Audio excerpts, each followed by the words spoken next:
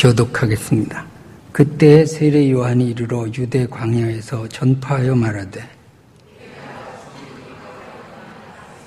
그는 선지자 이사야를 통하여 말씀하신 자라 일렀으되 광야에 외치는 자의 소리가 있어 이르되 너희는 주의 길을 준비하라 그가 오실 길을 곧게 하라 하였느니라.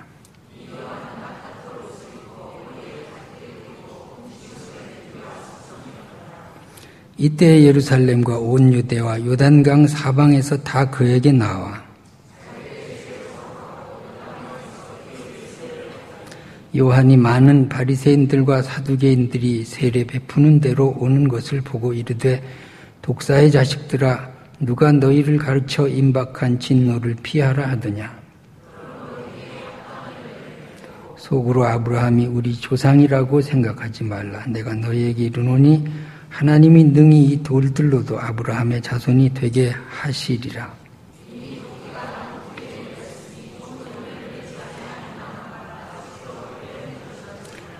나는 너희로 회개하게 하기 위하여 물로 세례를 베풀거니와 내 뒤에 오시는 이는 나보다 능력이 많으시니 나는 그의 신을 들기도 감당하지 못하겠노라.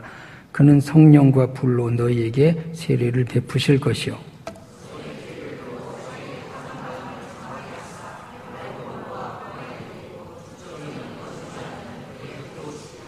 아멘.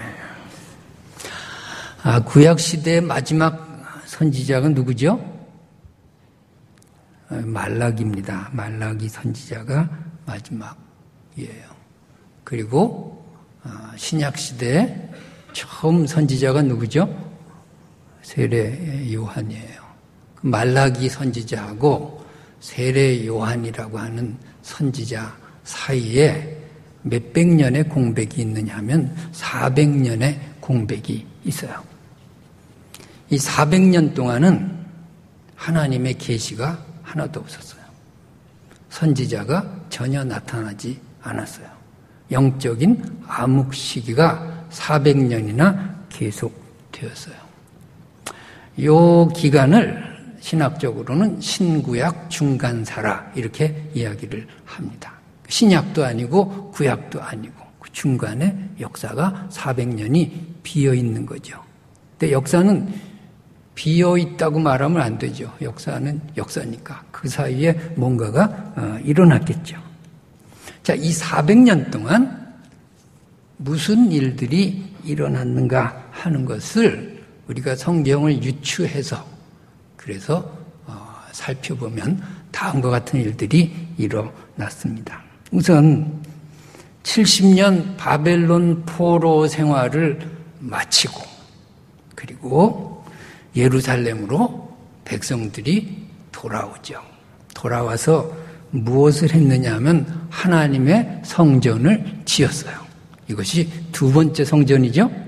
첫 번째 성전은 무슨 성전? 솔로몬 성전. 두 번째 성전은 스룹바벨 성전.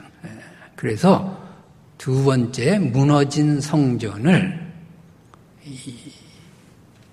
다시 일으켜 세워요. 세우는데 몇 년 동안 세우느냐 하면 12년 동안 세웁니다. 12년 동안 무너진 성전을 세우는 일이 400년 동안에 있었어요. 그런데 그 70년을 떠나 있었으니까 거기가 그냥 다른 부족들이 많이 살 거 아니에요. 돌아와가지고서 그냥 성전, 자기들도 모르는 집을 성전이라고 세우니까 얼마나 핍박이 많았겠어요? 얼마나 방해가 많았겠어요? 그것을 다 이기고 12년 동안 성전을 짓는 일이 있었어요. 자, 그런데 이 핍박 속에서도 성전이 이렇게 잘 지어질 수 있었던 것은 그 당시에 훌륭한 지도자들이, 선지자들이 아직 남아있어서 그래요. 대충 어떤 선지자들이 있었냐면 스룹바벨, 우리가 잘 아는 스룹바벨이 있었고 예수와 학개, 에스라, 느헤미야 이런 우리가 잘 아는 선지자들, 지도자들이, 민족의 지도자들이 있어서 그래서 성전이 잘 지어졌습니다. 성전부터 져야 되니까요. 다른 거 아무리 급해도 뭐 70년 포로 생활 뒤에 돌아오면 집이 있어요, 뭐가 있어요? 아무것도 없죠. 그래부터 성전부터 쳐야죠. 성전이 우선이죠. 하나님의 전을 먼저 짓는 것입니다. 이것이 신앙생활의 중심이에요. 여러분, 성전 먼저 생각하시기 바랍니다. 성전 아무리 급해도, 내 생활이 급해도 성전이 먼저예요. 교회가 먼저라고요. 그것이 우리 신앙의 중심이기 때문에 그래요. 포로 생활에서 돌아와서 성전을 지었어요. 성전을. 뭐 지금 북한이 통일되면, 북한이 열리면 교회 짓겠다고 이렇게 잘 준비하는 그런 사람들도 많이 있습니다. 좋은 생각이죠. 중요한 것은 이런 벽돌 집이 아니라 우리 마음에 항상 중심이, 우리 생활의 중심이 성전이 되고 교회가 되고 하나님이 됐으면 좋겠습니다. 자, 그런데 이 성전을 다 짓고 나서 이 훌륭한 지도자들이, 몇 명 안 남은 이 지도자들이 늙어서 하나씩 죽습니다. 하나씩 다 죽었어요. 그러니까 지도자가 없으니까 백성들의 생활이 다시 신앙적으로 문란해지기 시작했어요. 그래서 하나님의 율법을 중시하지 않고 하나님을 떠나고 하나님의 은혜를 배반하고 자기들끼리 싸우고 이렇게 해가지고 아주 그 비신앙적인 그런 민족 자체가 그렇게 돼 버렸어요. 마지막 남은 지도자가 누구냐면 느헤미야라고 하는 지도자였습니다. 자, 근데 이 느헤미야는 본래가 어떤 사람이냐 하면은 페르시아의 아닥사스다 왕이라는 왕의 술 맡은 지금으로 말하면 비서실장이에요. 대통령 비서실장쯤 되는 그런 사람이에요. 그 이방 땅으로 가서 출세를 했죠. 그런데 그 성전이 무너지고 그냥 백성 그 민족이 피폐했다는 소리를 듣고 너무 가슴이 아파가지고 그 수심이 가득하니까 아닥사스다 왕이 너 왜 이렇게 내 앞에서 수심이 가득하냐? 이거 임금 앞에서 표정이 굳으면 그거 죽는 겁니다. 잘못하면. 그러니까 아이고 잘못했습니다. 사실은 임금님한테 내가 유감이 있는 게 아니라 우리 민족을 생각해서 내가 그럽니다. 무슨 일인데 이래저래 해서 좀 고향 땅에 좀 가봐야 되겠습니다. 성전도 짓는다는데 제가 빠지면은 안 될 것 같습니다. 그래서 허락을 받아가지고 왕의 허락을 받아서 느헤미야가 와요. 유대 땅으로 와가지고 성전 짓는 일을 같이 거들고 시작을 했어요. 그래가지고선 12년 만에 다시 성전이 져지니까 페르시아로 돌아가서 왕하고 약속한 거니까 몇 년 그 다음 돌아오라고 했으니까 돌아가야죠. 그러니까 마지막 남은 지도자 느헤미야까지 가버렸어요. 그 다음에 1년이 지난 다음에 느헤미야가 다시 유대 땅으로 왔더니 엉망진창이 된 거예요. 그 사이에 도비야라는 사람의 판이 된 거예요. 이 도비야가 어떤 사람이냐면 성전을 짓는데 무지하게 반대한 사람이에요. 아주 핍박한 사람이에요. 근데 이 사람이 대제사장들하고 무슨 사돈 관계를 맺어가지고서는 그 실세가 됐어요. 실세가 돼가지고서는 이 신앙도 없는 사람이 실세가 됐으니 하나님의 성전으로 졌는데 그걸 자기 사무실로 써버리고 만 거예요. 자기 개인 용도로 사용해 버렸어요. 그래가지고 제사를 드리러 오는 이스라엘 백성들을 다 회방을 놓는 거야. 회방을 놓으니까 제사를 드리러 왔다가 그 도비야의 핍박에 못 이겨가지고서는 다 돌아가는 거예요. 자, 성전에서 봉사하는 사람들이 레위인들인데 레위인들은 예물을 드리러 오는 사람들이 있어야 생활이 되는 거예요. 그 예물 중에 일부를 레위인들이 자기 생활의 용도로 사용을 했으니까요. 자, 그런데 예물 드리러 오는 사람이 하나도 없어요. 그러니까 레위인들이 살 길이 없어요. 굶어 죽게 될 판이에요. 그래서 레위인직을 다 그만두고 성전을 떠나가 버리는 일이 생겨났어요. 그러니까 성전은 아예 제사가 없어요. 텅텅 비었어요. 그리고 이 도비아라는 사람과 제사장들이 결탁해가지고서 예물 드리는데 왜 예수님이 채찍 든 것처럼 아주 그냥 그 예물을 속이고 싼 거 갖다가 비싸게 팔고 이렇게 아주 엉망으로 만들어 놨어요. 이렇게 가지고서는 신앙 자체가 무너지게 되었습니다. 참 이 사건은 우리에게 많은 것을 시사를 합니다. 이스라엘 백성이 이렇게 쉽게 무너질 리가 없거든요. 왜? 70년 동안 연단을 받았어요. 70년 동안 회개했어요. 하나님, 우리가 포로로 잡혀온 것이 우리의 죄 때문입니다. 내가 잘못했습니다. 주님 안 그러겠습니다. 다시는 주님을 떠나는 일이 없겠습니다. 70년을 그랬어요. 70년을 눈물로 회개하고 결단했다고요. 그런데 어떻게 이렇게 신앙이 바로 해이해집니까? 이게 누구 얘기죠? 우리의 얘기예요. 남의 얘기 구경하듯이 읽지 마세요. 우리의 얘기예요. 저와 여러분의 얘기예요. 아무리 회개하고 아무리 결단해도 곧바로 무너질 수 있고요. 곧바로 타락할 수 있고요. 곧바로 하나님 떠날 수 있어요. 여러분 조심하시기 바랍니다. 선줄로 생각하는 자는 넘어질 것 조심하라는. 아무리 평생 믿어도요, 한순간에 타락할 수 있고, 한순간에 무너질 수 있고요, 한순간에 거짓될 수 있고요, 한순간에 돈 때문에 사람 속일 수 있고요, 얼마든지 천사에서 악마로 될 수 있어요.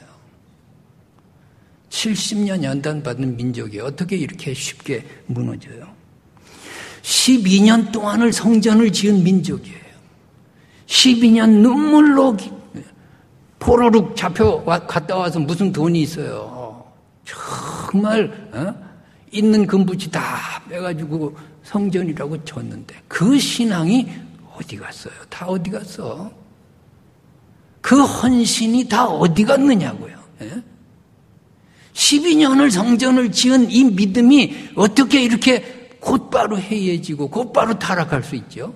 곧바로 어떻게 하나님을 떠날 수 있죠? 이것이 누구의 모습이에요? 우리의 모습이에요. 우리의 모습이에요. 성전 질 때 그 마음으로 돌아가 보셨나요? 눈물 흘리면서 하나님 앞에 헌신했던 그 마음이 오늘도 살아있나요? 하나님이 이 성전을 지어줬다고 그렇게 고백하던 그 고백은 다 어디로 갔나요? 다 없어지고 말았어요. 이렇게 쉽게 변질될 리는 없는 거예요. 에스라하고 느헤미야가 성전 지면서 부흥사경회를 얼마나 많이 했는데요. 요즘 말로 말하면 성경 통독 사경회를 했어요. 성경 읽고 눈물 흘리고 성경 읽고 회개하고 성경 읽고 아멘 하고 느헤미야 8장에 다 나와 있어요. 집에 가서 읽어보세요. 백성이 울면서 그 학사 에스라가 성경을 읽을 때 울면서 아멘 하면서 부흥회죠. 그게 부흥회죠. 수도 없이 했어요. 근데 어떻게 이렇게 타락할 수 있죠? 어떻게 이렇게 변질될 수 있죠? 어떻게 이렇게 하나님을 떠날 수 있죠? 어떻게 이렇게 1년 만에 엉망이 될 수 있죠? 이것이 인간이에요. 이것이 교회예요. 이것이 여러분의 모습일 수 있어요. 느헤미야가 1년 만에 돌아와서 땅을 치는 거예요. 통탄하는 거예요. 어떻게 이렇게 할 수 있냐고. 근데 느헤미야도 나이 들어서 이제 죽었어요. 느헤미야마저 죽고 말아요. 이제는 지도자가 없어요. 그래서 엉망이 된 거예요. 엉망이 된 거예요. 하나님의 사랑도 다 잊어버린 거예요. 하나님이 언제 우리를 사랑했어? 하나님이 사랑한다고 뭐 써있는데 말씀하셨다고 하는데 언제 우리가 하나님의 사랑을 받아봤나? 그런 얘기를 공공연하게 하는 거예요. 뭐 정의의 하나님이 어디 있어? 내가 내 마음대로 사는데도 잘 먹고 잘 사는데 하나님이 어디 있어? 이러고 사는 거예요. 그런 말씀이 어딨나 한번 보겠습니다. 말라기서 1장 2절의 말씀을 한번 같이 읽겠습니다. 여호와께서 이르시되 내가 너희를 사랑하였노라 하나 너희는 이르기를 주께서 어떻게 우리를 사랑하셨나이까 하는도다. 나 여호와가 말하노라 에서는 야곱의 형이 아니니 그러나 내가 야곱을 사랑하노라. 주께서 어떻게 우리를 사랑하셨나이까? 이렇게 망발적인 질문을 해대는 이 이스라엘 민족, 그것이 우리의 모습일 수 있어요. 말라기서 2장 17절의 말씀을 우리가 함께 또 읽습니다. 시작. 너희가 말로 여호와를 괴롭게 하고 더 이르기를 우리가 어떻게 여호와를 괴롭혀 드렸나이까 하는도다. 이는 너희가 말하기를 모든 악을 행하는 자는 여호와의 눈에 좋게 보임 그에게 기쁨이 된다 하며 또 말하기를 정의의 하나님이 어디 계시냐. 악을 행해도 하나님이 좋게 본다. 왜? 벌을 안 내리지 않냐? 정의의 하나님은 없다. 이렇게 하나님 자체를 부정하는 거예요. 그렇죠? 이게 우리의 모습이에요. 우리가 진짜 하나님 모시고 살면 거짓말할 수 있어요? 진짜 하나님 모시고 살면 사기칠 수 있어요? 정말 하나님이 나를 심판하신다고 생각하면 가슴이 떨려서 우리가 다른 생각 품을 수 있나요?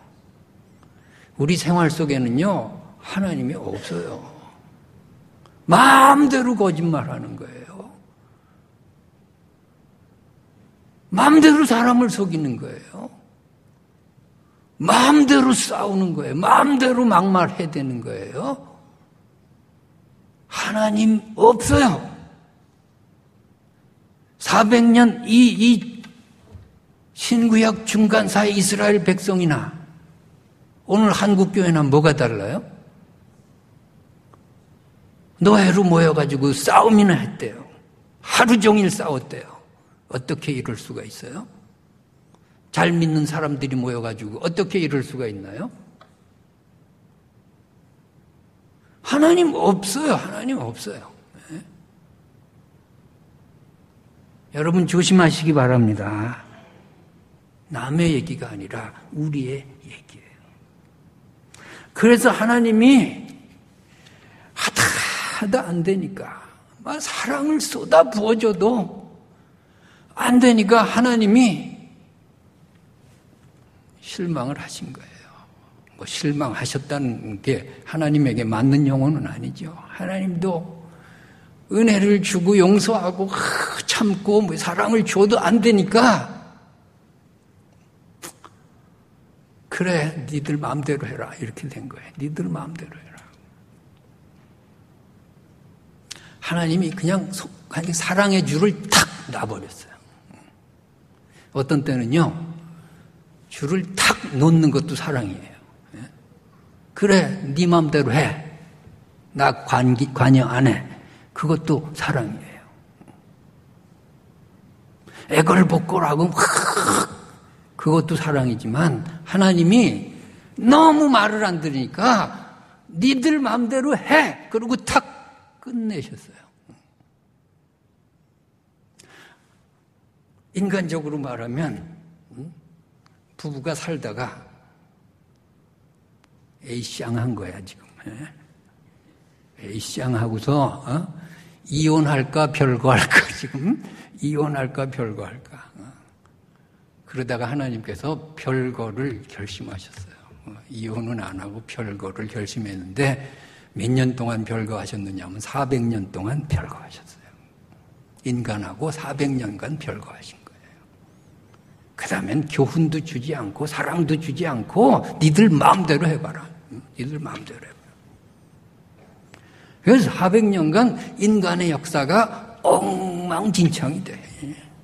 그 전까지는 하나님 중심으로 다 여호와 유일신신앙으로 나갔는데 엉망이 돼버린 거예요.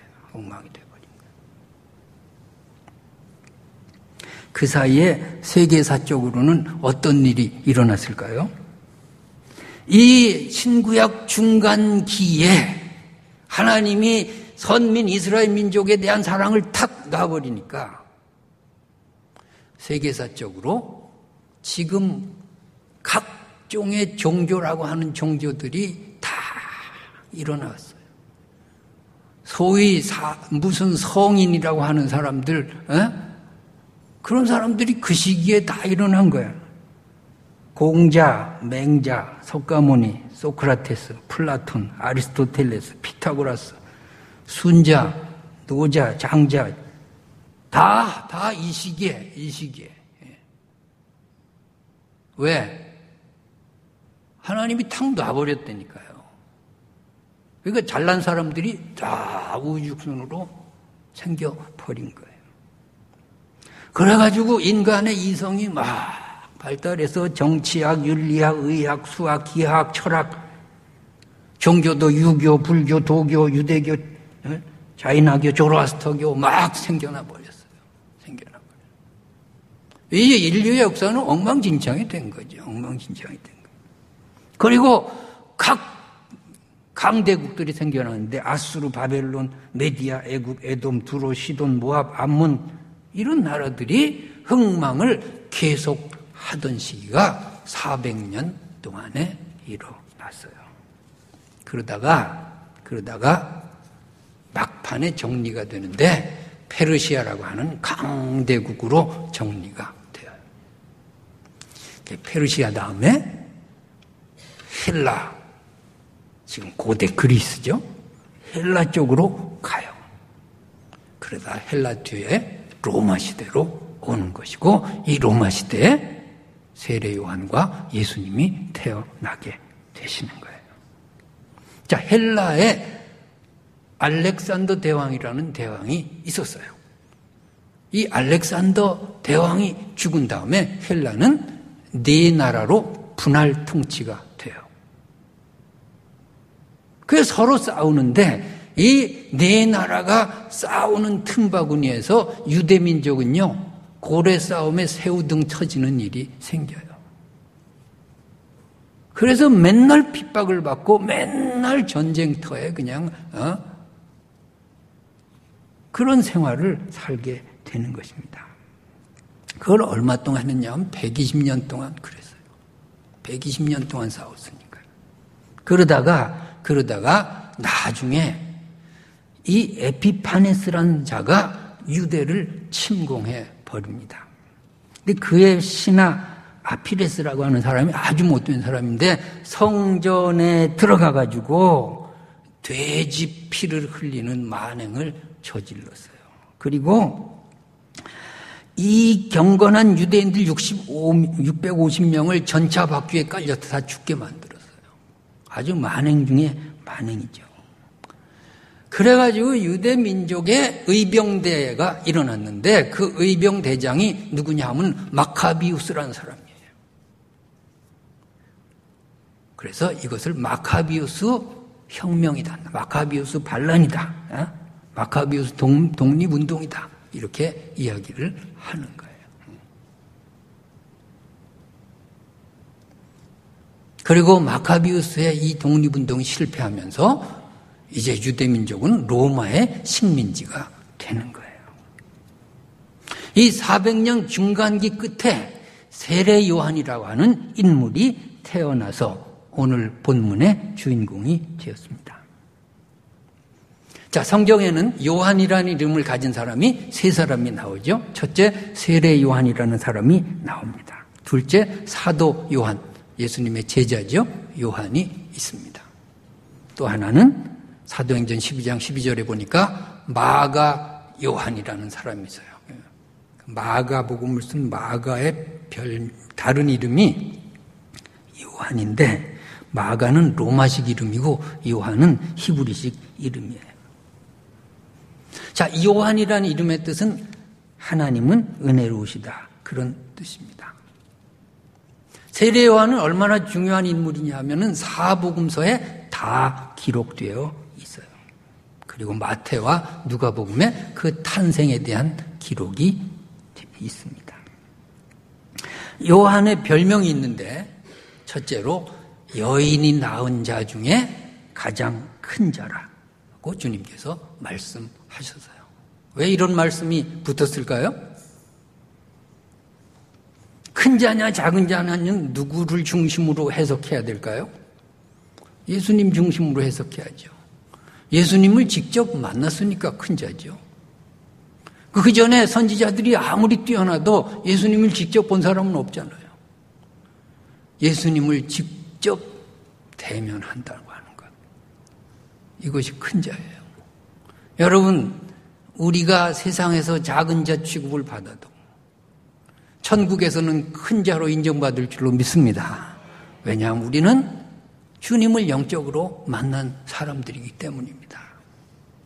세상에서 아무리 떵떵거려도 주님을 만나지 못하고 주님과 대면하지 못하면 천국에서는 작은 자예요. 아니, 천국에 갈 수도 없죠. 여러분, 주님과 만나서 하나님의 자녀가 되고 주님의 인도함을 받는다라고 하는 것, 이것이 얼마나 귀한 일인가 하는 것을 우리가 기억해야 되겠습니다. 그 다음에 세례 요한의 별명은 엘리야라고 하는 것입니다. 이 엘리야라는 인물은 구약시대부터 메시아가 오기 전에 엘리야가 먼저 온다, 그런 신념이 있었습니다. 말라기서 4장 5절을 함께 읽겠습니다. 보라, 여호와의 크고 두려운 날이 이르기 전에 내가 선지자 엘리야를 너에게 보내리. 그러면 세례 요한이 엘리야인가? 이름이 다른데 어떻게 엘리야인가? 예수님께서 직접 말씀하셨으니까 다른 해석이 필요가 없겠죠. 마태복음 11장 13절에서 14절의 말씀 읽습니다. 모든 선지자와 율법이 예언한 것은 요한까지 만일 너희가 즐겨받을진다 오리라 한 엘리야가 곧 이 사람이니라. 예수님이 세례 요한을 가르쳐서 엘리야라고 직접 말씀하셨어요. 그러니까 세례 요한이 엘리야가 다시 부활해서 온 거는 아니에요. 그럼 왜 엘리야인가? 누가복음 1장 17절의 말씀을 함께 읽겠습니다.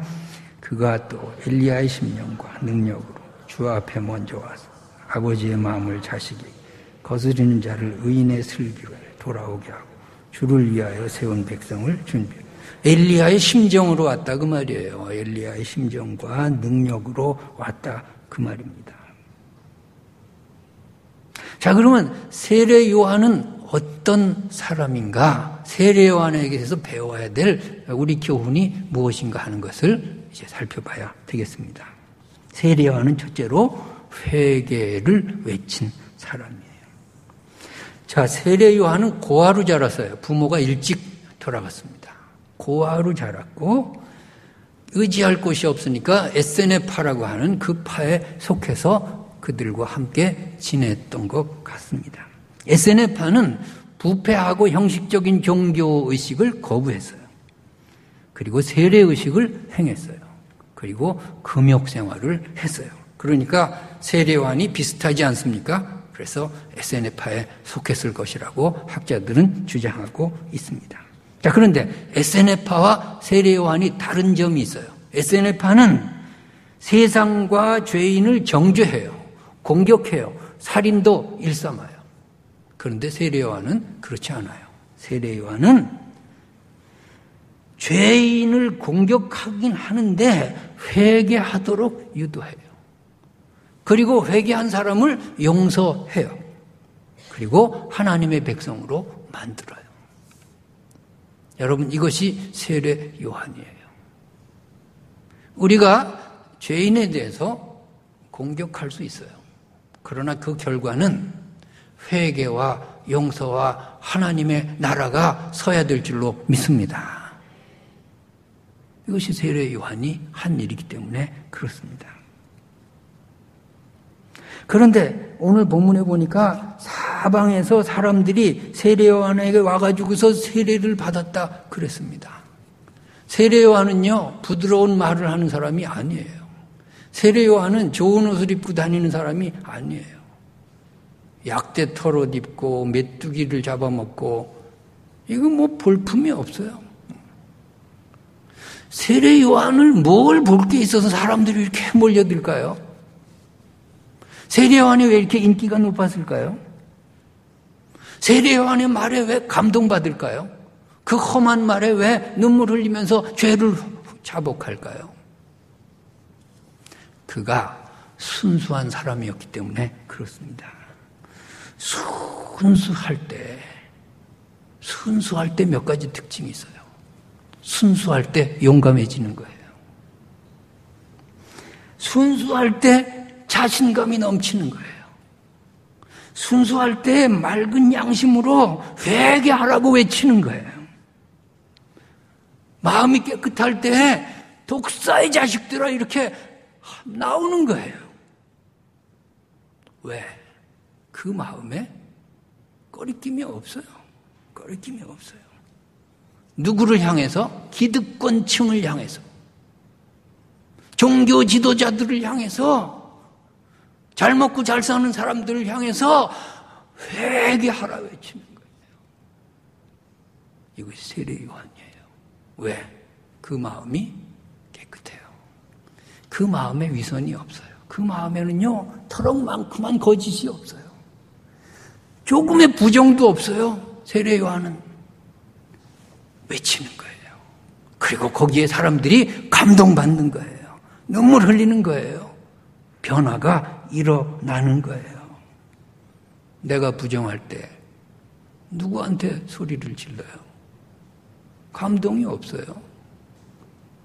옛날에 한국교회가 순수할 때는요, 3.1운동을 주도했어요. 민족에게 회개하라 그랬어요. 근데 지금은 그런 소리 못해요. 왜? 그러면 교회, 사회가 뭐라 그래요? 교회 보고 너나 잘하세요. 교회가 사회에 외칠 만큼 순수합니까? 깨끗합니까? 도덕적으로 흠이 없습니까? 지금 이런 모습 가지고서는 회개하라고 외칠 수도 없어요. 여러분, 이 교회가 교회로서의 사명을 다하기 위해서는 어떻게 해야 돼요? 순수해지시기 바랍니다. 깨끗해야 되겠어요. 맑고 깨끗한 교회 되기를 바랍니다. 조금의 흠결도 없어야 돼요. 그렇게 되도록 노력해야죠. 그래야 한마디 외칠 때 사회가 감동받을 거 아니에요. 죄인들이 변화받을 거 아니에요. 우리의 속에 감춰진 것이 있고 우리의 속에 뭔가가 캥기는 것이 있고 우리의 속에 뭔가가 아니올시다가 있는데 무슨 말을 해요? 세례 요한은 아무것도 없어요. 그는 용감하게 외치는 거예요. 저와 여러분 이런 사람 되기를 바랍니다. 그렇습니다. 순수해질 때 두 번째로 가치관이 달라지는 거예요. 가치관이 달라져요. 물질욕, 명예욕 없어요. 세례 요한은 제사장의 아들로 태어났어요. 그런데 그 자리를 박차고 광야로 나가서 살아요. 가치관이 달라요. 잘 먹고 잘 사는 게 중요한 게 아니에요. 그런 건 중요한 게 아니라니까요. 내가 권세를 잡고 패거리를 만들고 그런 거 중요한 게 아니에요. 순수해질 때 가치관이 달라져요. 바울도 주님도 물질욕이 없어요. 명예욕도 없어요. 사도 바울이 말하지 않아요? 배설물로 여긴다고. 내게 좋던 모든 것 다 배설물로 여긴다고. 왜? 가치가 없어요. 예수 그리스도 이외에는 가치가 없어요. 예수 그리스도 이외에 가치가 없는 여러분들 되시기 바랍니다.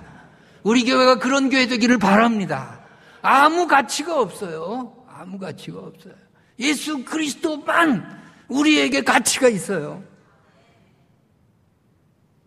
부귀, 권세, 물질, 명예 다 소용없어요. 거짓되고 남을 속이고 그래서 물질을 모으면 뭐래요? 그렇게 해서 내가 한 자리 차지하면 뭐해요? 아니에요. 그것은 우리가 추구해야 될 모습이 아니에요. 세 번째로 순수해질 때 겸손할 수 있어요. 세례 요한은 겸손한 사람이에요. 자기에게 몰리는 인기를 예수님께 양보하잖아요. 내가 아니라고. 나는 그의 신들매 풀기도 감당하지 못한다고. 예수님께 제자들이 가는데 제자들 몇이 세례 요한의 제자였다가 예수님의 제자가 된 사람들이 있어요. 그거를 용납하잖아요. 그거 그냥도 다리 몽둥이를 근데 아니에요. 세례 요한은 아니에요. 가는 걸 용납하고 거기서 더 잘 배우라고 용납하잖아요. 세례 요한은 자기 무슨 파가 없어요. 무슨 세력 구성을 그거 아니에요.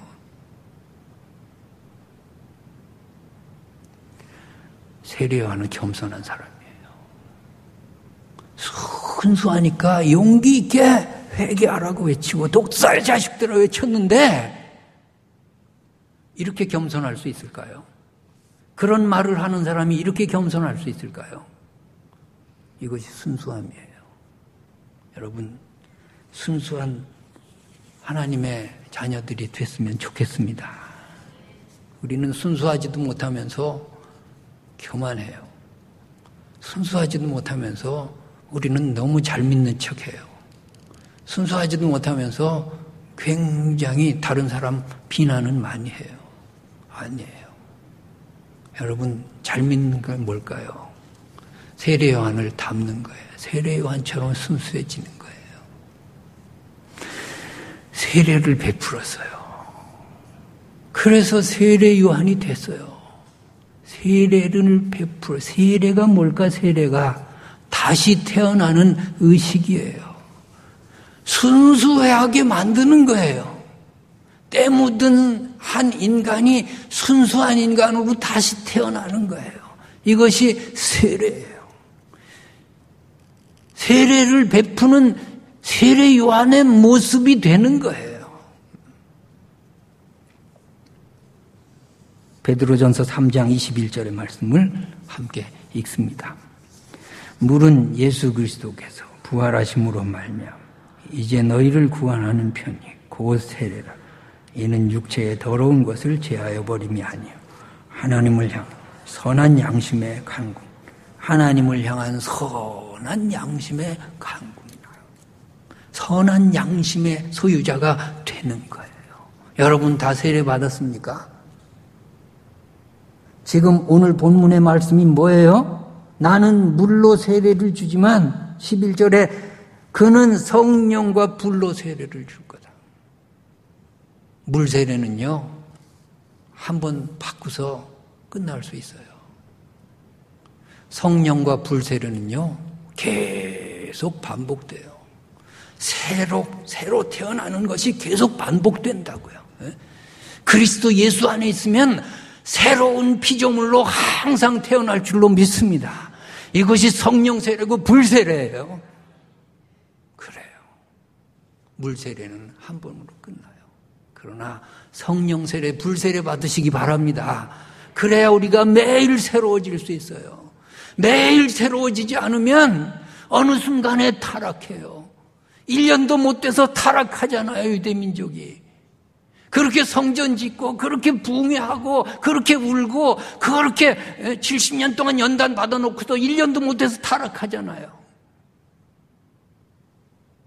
우리가 끝장날 수 있어요. 여러분, 나는 날마다 죽노라. 사도 바울이 그러잖아요. 날마다 죽는다는 게 뭐예요? 날마다 성령 세례 받는 거죠.